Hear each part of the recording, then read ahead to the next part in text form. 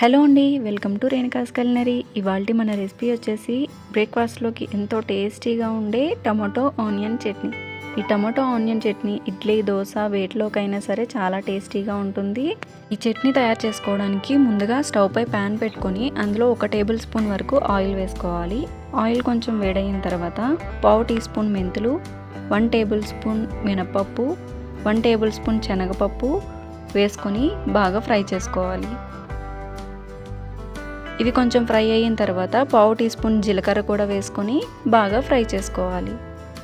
చూడండి, ఇవన్నీ ఇలా కలర్ షేడ్ అయ్యి బాగా ఫ్రై అయిపోయాయి. ఇప్పుడు ముందుగా కట్ చేసి పెట్టుకున్న పెద్ద సైజ్ ఆనియన్ కూడా వేసుకొని ఆనియన్ కొంచెం ఫ్రై అయ్యేంత వరకు ఫ్రై చేసుకోవాలి. చూడండి, ఆనియన్స్ ఇలా ఫ్రై అయిన తర్వాత ఒక పెద్ద సైజ్ టమాటాను కూడా ముక్కలుగా కట్ చేసుకొని వేసుకోవాలి. ఈ టమాటా ముక్కలు కొంచెం మగ్గిన తర్వాత ఇందులోనే 4 వెల్లుల్లి, అలాగే చిన్న నిమ్మకాయ సైజ్ అంతా చింతపండు కూడా వేసుకొని టేస్ట్కి సరిపడా సాల్ట్, 1/2 టీ స్పూన్ పసుపు కూడా వేసుకొని బాగా ఫ్రై చేసుకోవాలి.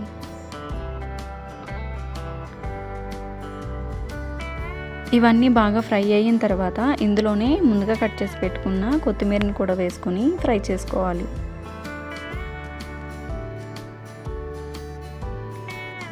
చూడండి, అన్నీ బాగా ఫ్రై అయిపోయాయి. ఇప్పుడు ఇందులో 3 ఎండుమిరపకాయలు కూడా వేసుకొని ఫ్రై చేసుకోవాలి. ఇక్కడ ఎండుమిరపకాయలని మీ కారం తగ్గట్టు వేసుకోవాలి. మీరు కారం ఎక్కువ కావాలి అనుకుంటే ఇంకొక 2 ఎండుమిరపకాయలని యాడ్ చేసుకోవాలి.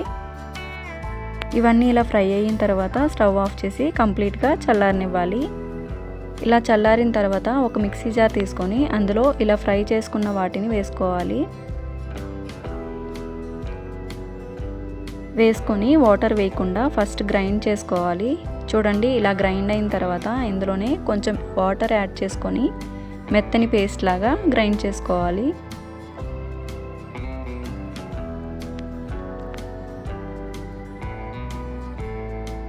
చూడండి, వీడియోలో చూపిస్తున్నట్టుగా ఇలా మెత్తని పేస్ట్ లాగా గ్రైండ్ చేసుకుంటే ఇడ్లీ, దోశ వేటిలోకైనా సరే చాలా టేస్టీగా ఉంటుంది. ఇప్పుడు వీటిని ఒక మిక్సింగ్ బౌల్లోకి తీసుకోవాలి. ఇప్పుడు పోపు కోసం స్టవ్ పై ప్యాన్ పెట్టుకొని అందులో 1 టేబుల్ స్పూన్ వరకు ఆయిల్ వేసుకోవాలి. ఆయిల్ కొంచెం వేడైన తర్వాత అన్ని పోపు దినుసులు, 1 రెమ్మ కరివేపాకు, 1 ఎండుమిరపకాయని ఇలా ముక్కలుగా కట్ చేసుకొని వేసుకోవాలి.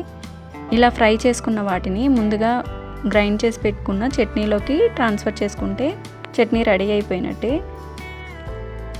ఈ రెసిపీ మీకు నచ్చినట్లయితే ప్లీజ్ లైక్ చేయండి, షేర్ చేయండి. అలాగే మీరు కూడా ట్రై చేసి ఎలా వచ్చిందో కామెంట్ బాక్స్లో కామెంట్ చేయండి. Thank you for watching.